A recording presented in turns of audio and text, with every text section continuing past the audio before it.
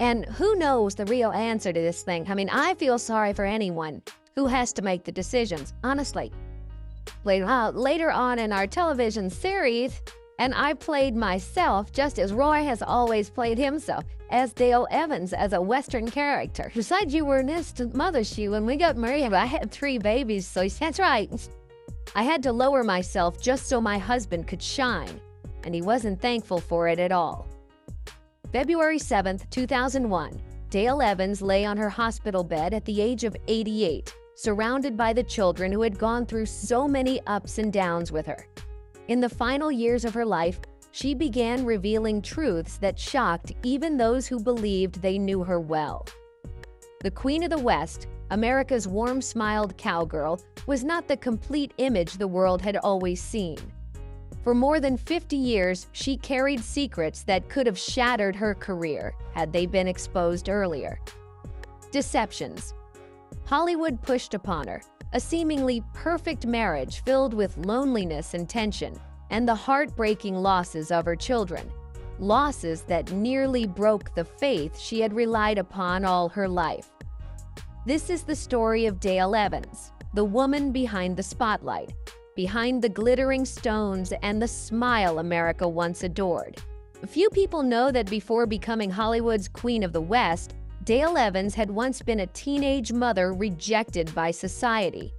Back then, she still used her birth name, Frances Octavia Smith, a young girl from the small town of Uvalde, Texas. In 1927, Frances was just 14 when she ran away with an older boy. Only months later, she became pregnant and gave birth to a son named Tommy. At 15, she held her baby in her arms, living in a shabby rented room in Memphis. Her husband left without a word. With no money, no help, and no skills, Frances had to take any work she could find to raise her child. Oddly enough, Frances had a striking voice, bright yet full of emotion. She managed to get a small singing job at a local radio station, where the program director, Al Baker, immediately saw her potential. But only weeks later, Frances was called into the office and given a gentle but cruel request. They told her, "You have a child? That won't do. You must choose. Remain a mother or become a star." In conservative 1930s America, a young woman with a child and no husband was unacceptable, especially in entertainment, where image was everything. Frances had no way out. For Tommy's sake, she swallowed the humiliation. Her son would no longer be her son. To the public, Tommy would be her younger brother. The stage name Dale Evans was created in 1931, and from that moment, the deception began. On every poster and in every magazine photo, Dale wrapped her arm around Tommy like a loving older sister. The boy simply followed her instruction because his mother told him, "We're playing a part, just a part."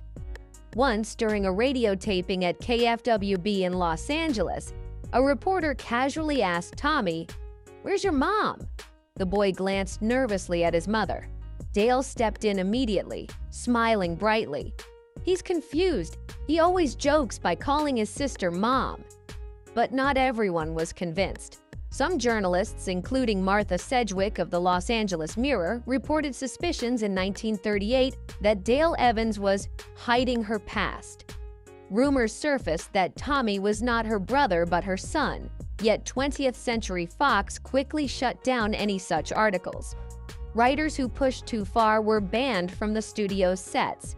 Years later, in a handwritten letter to her close friend, actress Jane Withers, Dale wrote, "The night I stood at the premiere watching Tommy behind the barricades like a stranger, I wanted to run to him and hold him, but I wasn't allowed to. The mother in me died long ago, died the day Hollywood told me to pretend I didn't have a child." Not until 1947, when Dale married Roy Rogers and gradually broke free from studio control, did she publicly acknowledge Tommy as her son. But by then, Tommy was a young man with distant eyes. The years of pretending to be siblings had carved an irreversible divide. In her memoir, Angel Unaware, Dale never mentioned Tommy by name, but she dedicated an entire chapter to the ache of hiding her own child for fame. She called it the deepest scar of my life. This isn't just a sad story. It's evidence of how Hollywood once operated, an industry that reshaped personal emotions into a perfect public image. Dale Evans was not the only one forced to live a false life, but she was among the few with the bravery to reveal it, even if it was too late to mend the wounds. But the tragedies didn't stop there.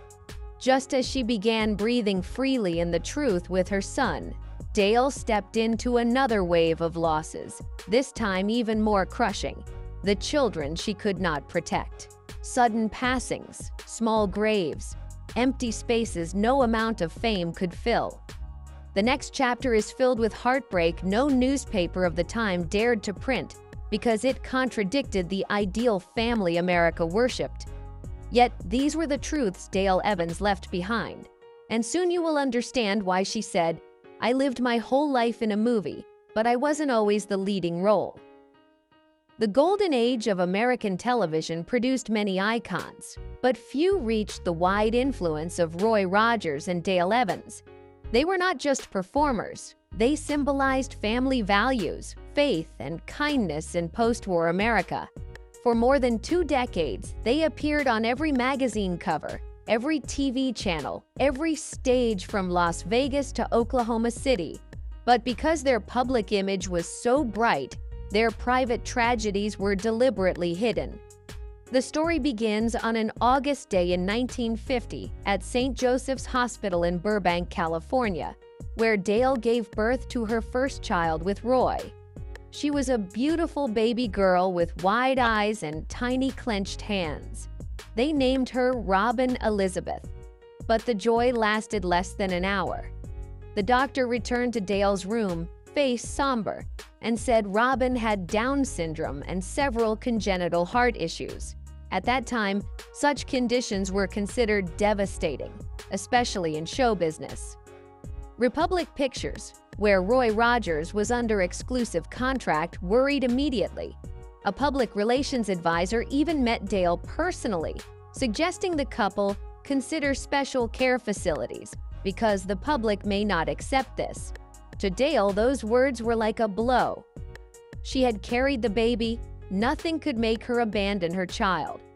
For 2 years, Dale and Roy cared for Robin with all the love they had. She even brought Robin on stage during fan meet and greets in Santa Monica, ignoring the studio's warnings. But tragedy struck. On August 21, 1952, just days before Robin's 2nd birthday, she passed away from respiratory complications. Newspapers mentioned her passing only in a small corner column on page 7 of the Los Angeles Examiner. No photos, no public service. Everything was arranged quietly to avoid harming the couple's brand image. Dale never forgot. She wrote Angel Unaware in 1953 as a way of speaking to Robin's spirit. The book touched millions of parents, especially those with children facing similar conditions. But in Hollywood, her honesty was unwelcome. Some conservative writers, such as George Sellers from The Hollywood Reporter, accused her of using personal hardship for emotion. Dale gave no reply. She simply kept writing. After that, she appeared alone less frequently, and Roy increasingly became the primary face of their shows. It seemed tragedy had finally passed, but 10 years later, it returned. In 1964, a bus accident on the Ventura Freeway took the life of Debbie, their adopted daughter. Debbie was 12, a diligent student at Trinity Christian School in San Fernando. That day, she was on a church outing when the bus overturned going downhill. Police reported that the brakes slipped in the rain. Debbie died instantly. The story was mentioned briefly on stations like KTLA and CBS Local, but nearly no one mentioned her connection to Dale and Roy, even though they were her parents. In a 1973 TV Guide article, journalist Carol Powers questioned whether the media had been asked